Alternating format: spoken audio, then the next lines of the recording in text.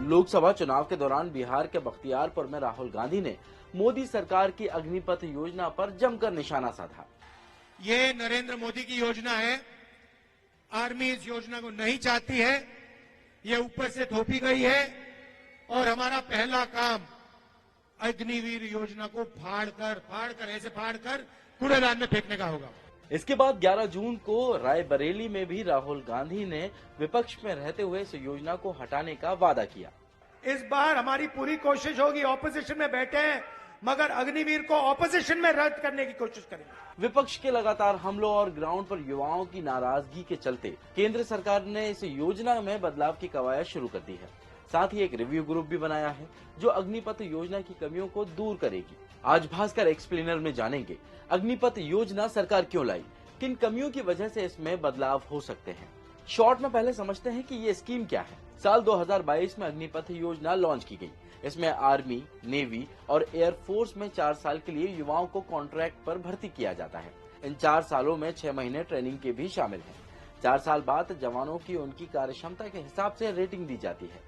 इसी मेरिट के आधार पर 25% अग्निवीरों को परमानेंट सर्विस में रख लिया जाता है। बाकी बचे लोग वापस अपने घर या फिर काम पर लौटा दिए जाएंगे। इस योजना पर सरकार का कहना है कि इससे प्रतिभावान युवाओं को रोजगार मिलेगा। सेवारत सैनिकों की औसत उम्र कम की जा सकेगी। सरकार का मानना यह भी है कि नई पीढ़ी के आने से हमारी सेनाएं तकनीकी रूप से समृद्ध होंगी। साथ ही समाज को एक डिसिप्लिन और स्किल्ड यूथ की फौज मिलेगी। जबकि एक्सपर्ट का मानना है कि सरकार ने ये योजना साल दर साल बढ़ते डिफेंस पेंशन अमाउंट को कम करने के लिए लॉन्च की है। नई परमानेंट भर्तियों के चलते हर साल सरकार पर पेंशन का बोझ बढ़ता जा रहा था। हमने अलग अलग एक्सपर्ट से बात की जिन्होंने अग्निपथ योजना की 5 बड़ी कमियां बताई। पहली, अस्थायी रोजगार। योजना में केवल 25% अग्निवीरों को ही परमानेंट किया जाता है। बाकी 75% सैनिकों को नौकरी से निकाल दिया जाता है।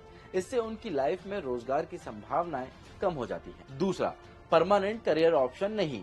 4 साल बाद सैनिकों को फिर नया रोजगार खोजना होगा। साथ ही उनकी ट्रेनिंग के दौरान मिले स्किल से जॉब मिले, इसकी संभावना काफी कम है। तीसरा, नौकरी की गारंटी नहीं। इस बात की कोई गारंटी नहीं है कि भूतपूर्व अग्निवीरों को अर्धसैनिक बलों या फिर पुलिस बलों में भर्ती किया जाएगा। इस कारण ये अग्निवीर बनने के लिए मिली ट्रेनिंग का ये मतलब कतई नहीं है कि उन्हें रिटायर होने के बाद दूसरी नौकरी इसी ट्रेनिंग के आधार पर मिल जाए। चौथा, सैनिकों के मोटिवेशन पर असर। जब सैनिकों को पता होगा कि इतने कम वक्त के लिए वो सेना में रहेंगे तो ये उनके मोरल और मोटिवेशन पर असर डाल सकता है। पांचवा, थोड़ा आर्मी जवान थोड़ा इंसान। योजना के तरीके से सेना की क्षमता और वॉर पावर पर असर पड़ सकता है। अग्निवीर का कार्यकाल इतना छोटा है कि वो ना तो ठीक से आर्मी जैसे जवान बन पाएगा, ना ही बाहरी दुनिया का एक कामकाजी इंसान। सूत्रों के मुताबिक हाल ही में आए नतीजों का रिव्यू करने के बाद सरकार को पता चला कि बीजेपी और एनडीए की कम सीटें आने के पीछे की वजह अग्निपथ योजना भी है। इसके बाद पीएम मोदी की अगुवाई वाली एनडीए सरकार ने 10 प्रमुख मंत्रालय के सचिवों का एक ग्रुप बनाया है। रिव्यू होने के बाद सरकार अग्निपथ योजना में क्या बदलाव कर सकती है, अब एक नजर इस पर भी। आयु सीमा। अग्निवीर सेना भर्ती में अभी आयु 17.5 से 21 साल है। इसे बढ़ाकर 17.5 साल से 23 साल किया जा सकता है। सेना में परमानेंट होने वाले जवानों की संख्या 25 से बढ़ाकर 70% की जा सकती है। 4 साल वाली नौकरी से बढ़ाकर 7 साल किया जा सकता है।